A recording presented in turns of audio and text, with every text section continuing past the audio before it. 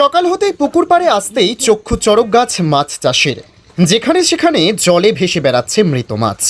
ঘটনাকে ঘিরে ব্যাপক চাঞ্চল্য ছড়িয়েছে মালদার মানিকচকের শেখপুরা এলাকায়। স্থানীয় সূত্রে জানা গেছে, লিজে জমির পুকুর নিয়ে মাছ চাষ করেছিলেন মাছ চাষি আমিনুল হক।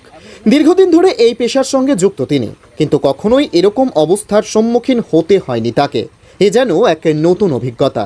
কেউ বা কারা রাতের অন্ধকারে শত্রুতার বশে পুকুরের জলে বিষ মিশিয়ে এরকম কর্মকাণ্ড করেছেন বলে অভিযোগ করেন তিনি। এরকম ক্ষতিতে রীতিমতন ভেঙে পড়েছেন এবং তিনি জানান, প্রায় লক্ষাধিক টাকা খুব কষ্ট করে জোগাড় করে মাছ চাষে লাগিয়েছিলেন। বর্তমানে তিনি হতাশায় ভুগছেন। এ নিয়ে একটি লিখিত অভিযোগ দায়ের করেন মানিকচক থানায়। এই ঘটনার সাথে যুক্ত দোষীদের উপযুক্ত শাস্তির দাবি রেখেছেন তিনি।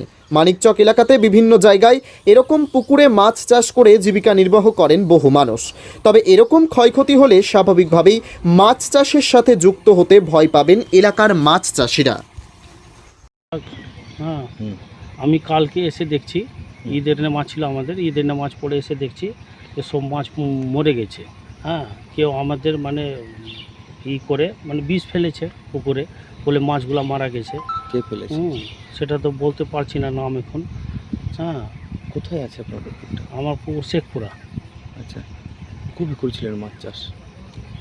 মাছ চাষ আমি 2 মাস আগে, এপ্রিল মাসে 25 তারিখে বাঁকুড়া থেকে ডিম এনেছিলাম। আচ্ছা, 4 কেজি ডিম এনেছিলাম। তো ডিম প্রায় 80-90 হাজার টাকার ডিম এনেছিলাম। ডিম ফেললাম, প্লাস 2 মাসে খাওয়া দাওয়া 1 লাখ টাকা এক্সট্রা খরচা হবে। 1.5-2 লাখ টাকার বেশি খরচা হতে পারে। তো হঠাৎ করে কবে দেখলেন যে মারা আমি গেছে? কালকে এসে বিকালে দেখলাম যে মাছ মারা গেছে। রবিবার বিকালে দেখলেন? মানে রাসুর মুখে শুনতে পারলাম। রাসু মানে পুকুরের যে মালিক আমিনুল হক, ওকে ডাকনাম রাসু বলে সবাই জানে। ও আমাকে ফোন করে বললো যে দাদা আমার পুকুরে কেউ বিষ ফেলে দিয়েছে। এসে দেখলাম যে প্রচুর মাছ জলের উপরে ভেসে উঠেছে। আর যারা মাছ চাষের অভিজ্ঞ ওরাই বলছে যে এতে কেউ হয়তো স্যালফোস ট্যাবলেট ফেলে দিতে পারে।